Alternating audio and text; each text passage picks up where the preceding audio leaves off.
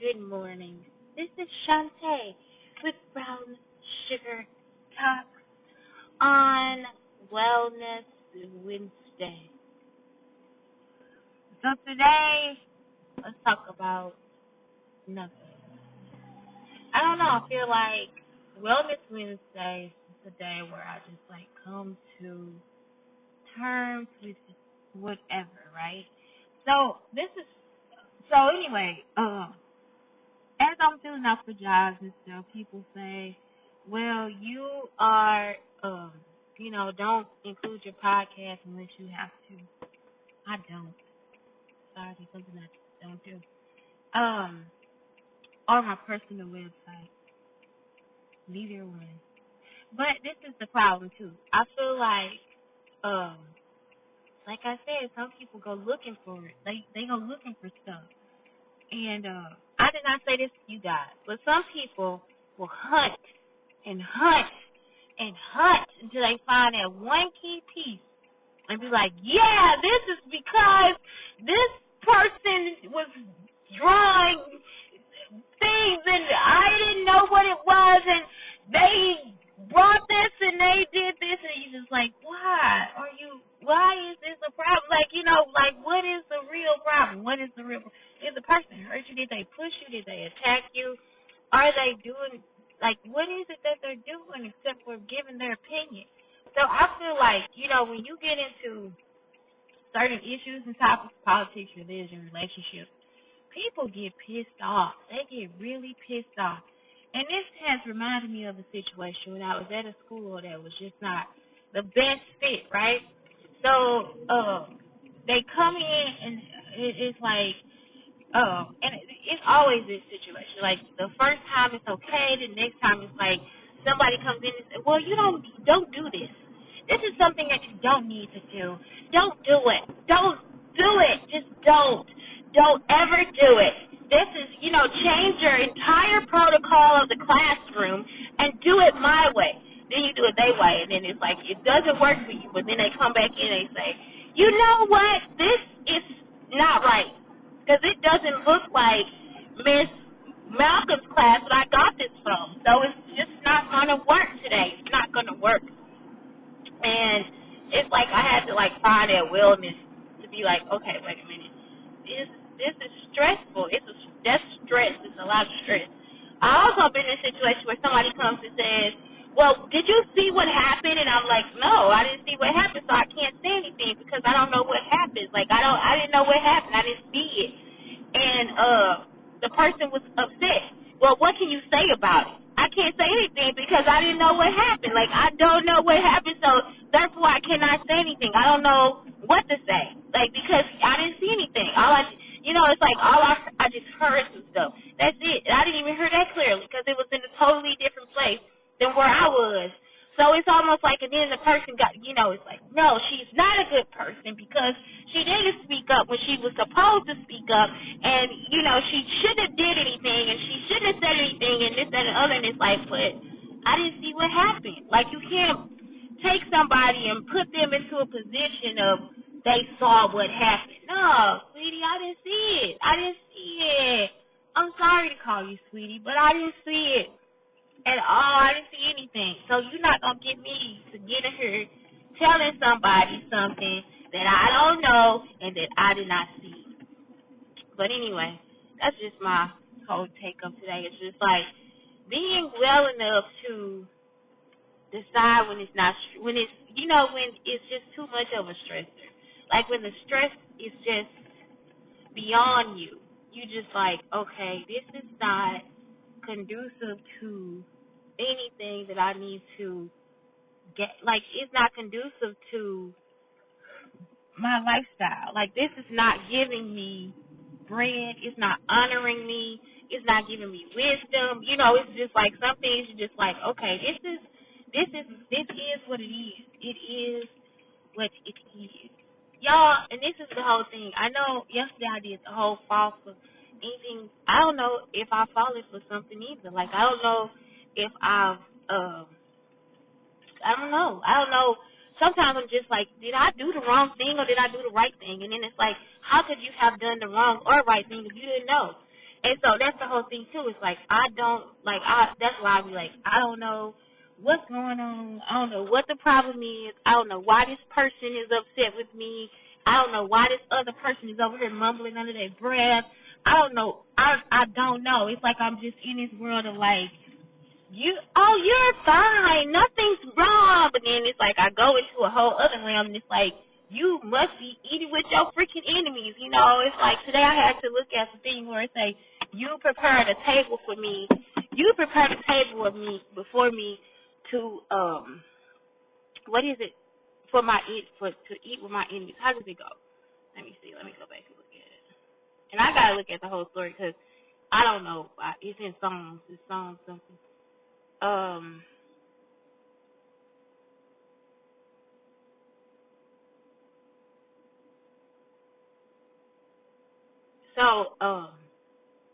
It says, you prepare a table before me in the presence of my enemies. You anoint my head with oil. My cup overflows. And so, sometimes I don't see enemies at first. And then, because people will come and it'll be like, they'll be either trying to distract me in some kind of way. It's always a distraction. Just the same thing that happened before. It's always some type of distraction. So then as they distract, and they start with the lie and the deceit and all this different stuff. So that's when I started to notice, like, okay, now I'm in a situation where somebody's kid is trying to destroy my kid, or somebody's trying to destroy us, and it's always consistent. It's not even a situation where, and it's like, okay, just when I think that everything is okay, that's when it comes before me. And so some people might be like, well, I don't see how she sees me this way. Well, you knew that you were like that in the first place. Like when you meet this person and it's like this person has insecurities because they keep bringing up things about you that they probably don't like about themselves, or they'll try to cover it up by saying something about themselves, and then because they think that's because they'll see me do it. Like it'll be like, okay, well, I'm gonna mirror you, I'm gonna do what you do.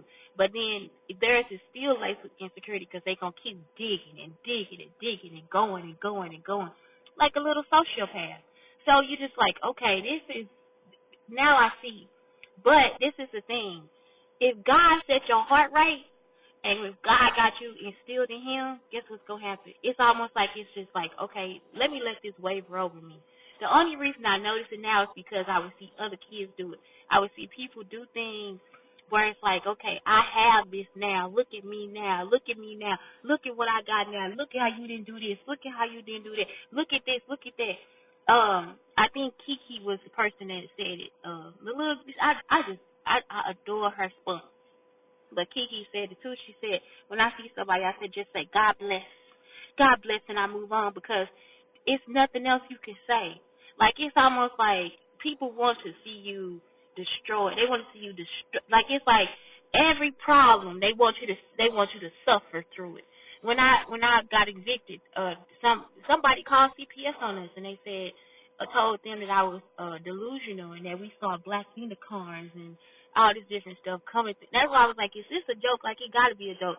Like, all of this has to be a joke. It cannot be serious, because I'm not delusional. I'm not crazy. So it was like, well, how could somebody be happy about being evicted from their apartment? And it's like, because I live in a place that's high rent, right? Me and my son have not been able to be outside, be around people.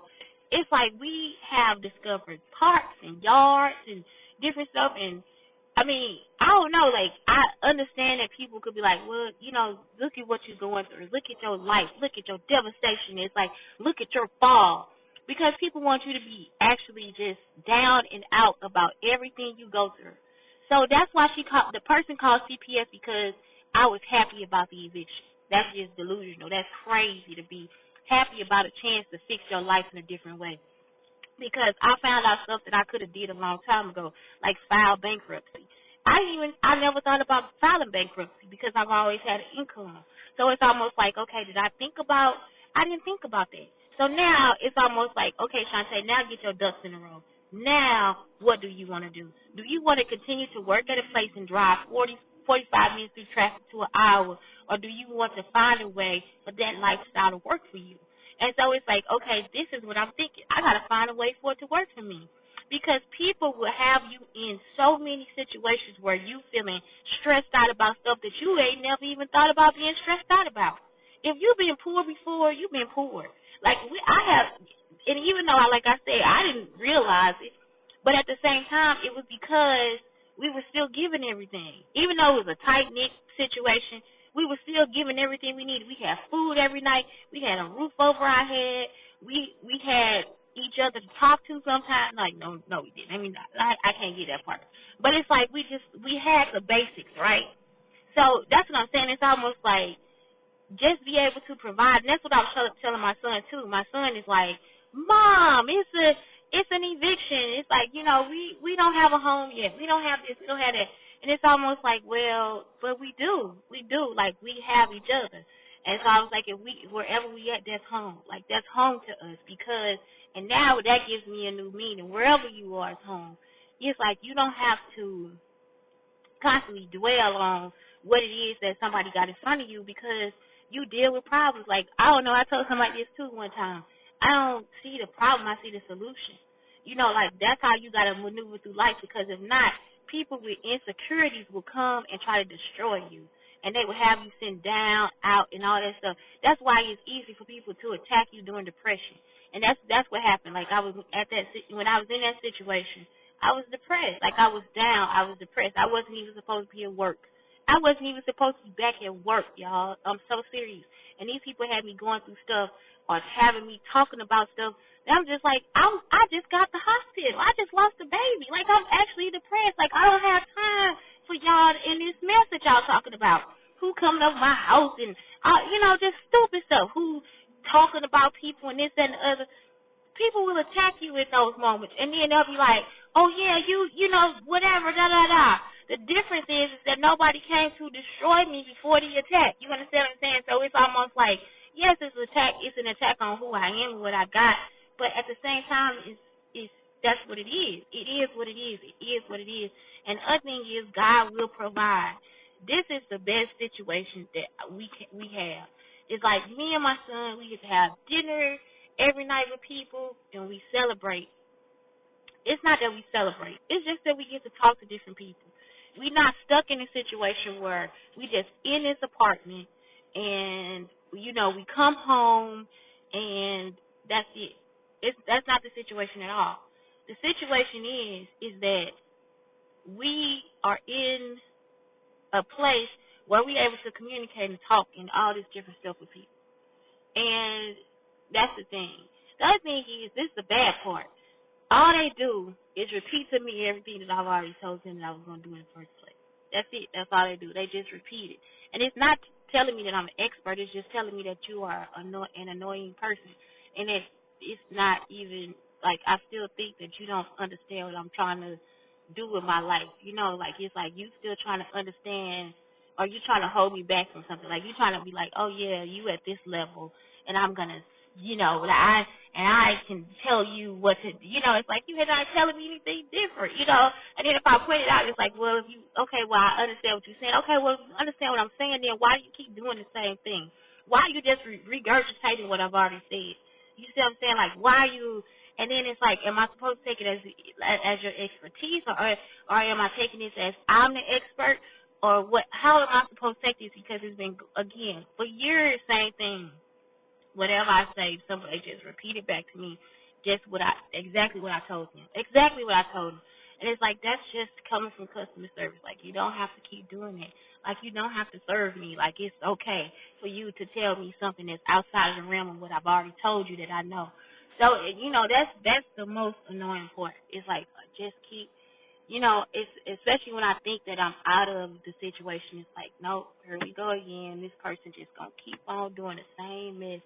That stuff is so annoying. Like, it makes me so angry. It's like past anger. That's the part where I'm just like, you really are pissing me off. Like, that's all you're doing is pissing me off. That's it. That's it. That's all you're doing. You just regurgitating the same shit. I ain't in no position. I ain't in nothing. So you ain't got to do that. Like, it's like just, you constantly I don't like it. But anyway, other than that, I'm just, like I said, I can't fake the funk for nobody. I think it's Anderson Paak that said it. The bird with the